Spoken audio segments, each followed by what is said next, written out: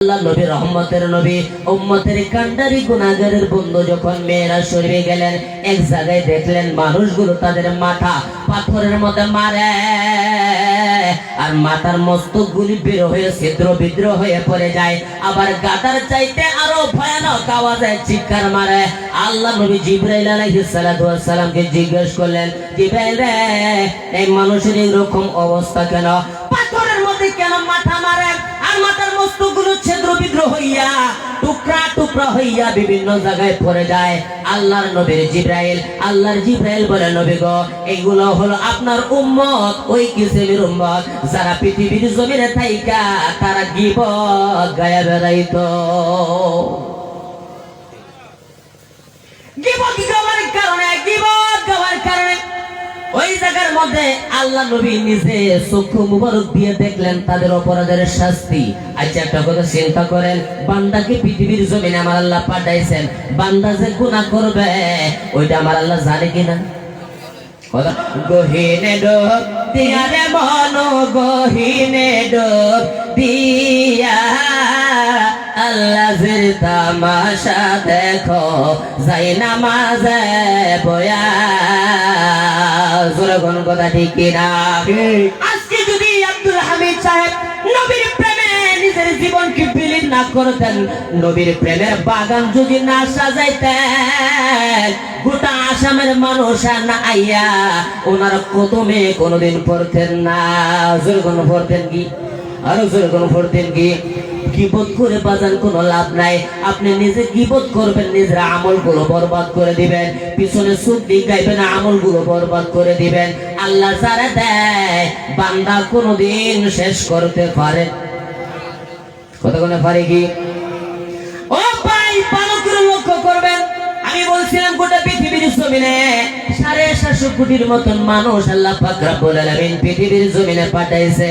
ইহুদি এবং নাসারা ওনাদের মুসা এবং ঈসা, তৌরাত এবং ইনজিল কিতাব ওনাদের নবীকে দিয়েছে। ওনারা না মানার কারণে জাহান্নামী হয়ে গেছে। 2 থেকে 250 কোটি মুসলমান তারা সবাই জান্নাতে যাওয়ার জন্য ফলাফলি করতেছে না নাই? কথা কই না যায় না নাই? ফলাফলি করতেছে না? কিন্তু 2 থেকে 250 কোটি মুসলমান সবাই কিন্তু জান্নাতে যাবে না। আপনি কি মনে করেছেন এই নামাজ দিয়ে আপনি জান্নাতে যাবেন? আপনি কি মনে করেছেন এই আমল দিয়ে আপনি জান্নাতে চলে যাবেন? এটা কি আপনি জানেন না? ফাওয়াইলুল লিল মুসাল্লিন আল্লাযিনা হুম আন সালাতিহিম সাহুন।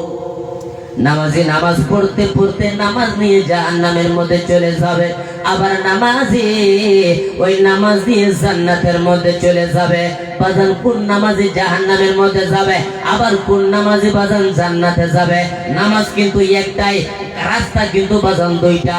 আল্লাহ পাক রব্বুল আলামিন বলেন ইন্নাল আবরারা লাফি নাঈম ওয়া ইন্নাল ফুজ্জারা লাফি জাহিম। জান্নাতি জান্নাতের পথিক হয়ে যাবে, জাহান্নামী জাহান্নামীর পথিক হয়ে যাবে। আমার আল্লাহ বলে বান্দারে দুনিয়ার জমিনে তুমি অনেক কিছু গুনাহ করেছো, বান্দারে তুমি মসজিদে গেছো, আমি আল্লাহকে সাজদা করেছো, মসজিদ থেকে বের হয়ে আসতে সময় জুতা চুরি করে নিয়ে আসছো। নাই না? নাই না? নাই। আমি বুঝাই গেছি সভা করবার। আমার একটা জ্যাকেট আছে, চৌধুরী টাইপের জ্যাকেট, গরম লাগে বেশি, ওই বস্তুটা খুললে থইয়া বেলেগ জুব্বা পিনছি, আইয়া দেখি জ্যাকেট নাই। আমার জ্যাকেট নিচে কা পৃথিবীর জমিন আমার আল্লাহ বলে তুমি সুদ খাইছো, নামাজের মুসল্লায় দাঁড়াইয়া গেছো, মসজিদের মধ্যে 100-200 মানুষ লাইন ধরে খাড়াইছে, তার মাঝখানে তুমি খাড়াইছো। তুমি জুতা চুরি করেছো, হয়তো কেউ দেখে নাই, আমি আল্লাহ দেখেছি, কিন্তু তোমার চোর বললে আমি ঘোষণা করি নাই। তুমি যে চুরি করেছো এই শব্দটা পৃথিবীর জমিনে কিন্তু আমি প্রকাশ করি নাই। তুমি সুদ খাইয়া মসজিদে গেছো, আমি তোমার সুদ বললা ঘোষণা করে দেই নাই। ঘুষ খাইয়া তুমি গেছো, তারপর আমি তোমাকে যাচাই করি নাই, বাছাই করি নাই। অনেক অপরাধ তুমি করেছো, তোমাকে আমি কিচ্ছু বলি নাই, পৃথিবীর জমিনে তোমার নাম প্রকাশ করি নাই, তোমার অপরাধী বলে ঘোষণা করি নাই।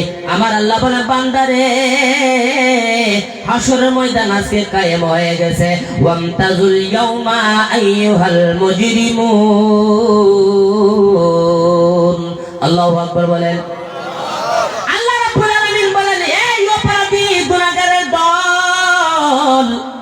আলাদা হয়ে যা, আলাদা হয়ে যা।